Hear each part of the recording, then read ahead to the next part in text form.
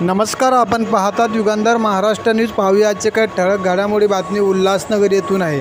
वंचित बहुजन आघाडीचे 24 कल्याण लोकसभा मतदारसंघाचे उमेदवार यांच्या प्रचारार्थ वंचित बहुजन आघाडीचे राष्ट्रीय अध्यक्ष श्रद्धेय बाळासाहेब आंबेडकर यांनी उल्हासनगर येथील दसरा मैदान येथे उमेदवाराच्या प्रचारार्थ सभा घेतली।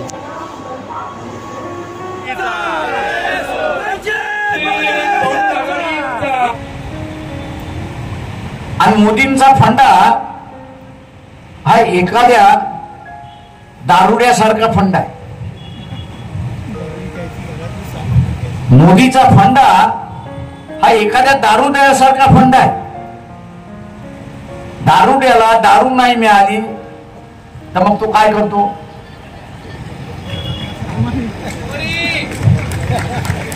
घरातली भांडी कुंडी विकायला सुरुवात करतो, बायकोचं मंगलसूत्र विंगलसूत्र सगळंच विकायला सुरुवात करतोय। मोदी आपल्याला काय सांगतोय की मी आता या देशातली नवरत्न विकणार। अरे बाबा, तू काय विकणार? आपण सुद्धा आपल्या वाडवडिलांचं जे काही सोनं नाणं आहे ते जपून ठेवतो। का जपून ठेवतो?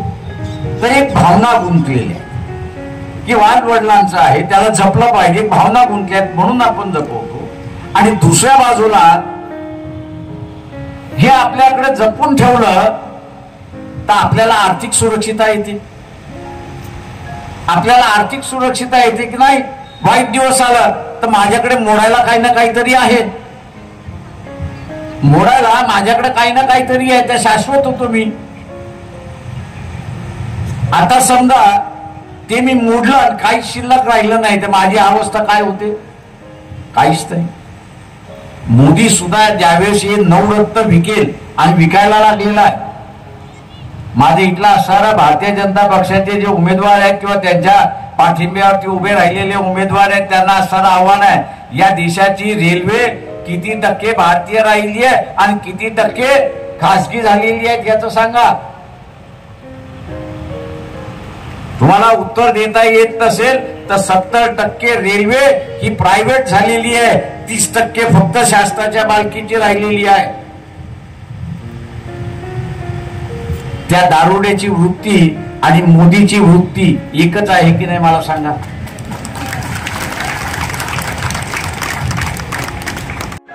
मोदींची वृत्ती दारुड्यासारखी आहे, काय नेमकं त्याचं म्हणणं काय? तेच तर तुम्हाला उदाहरण दिलं की दारुड्या सगळं बायकोचं घरातलं सामान विकतोय, तसं हा असताना नवरत्न ज्या कंपन्या आहेत त्या विकायला काढलेल्या आहेत।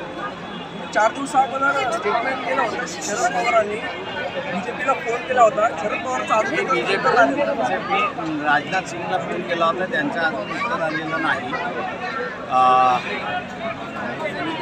उत्तर देणं हा त्यांचा आहे, त्यांनी उत्तर दिलं नाही याचा अर्थ सरळ सरळ आहे की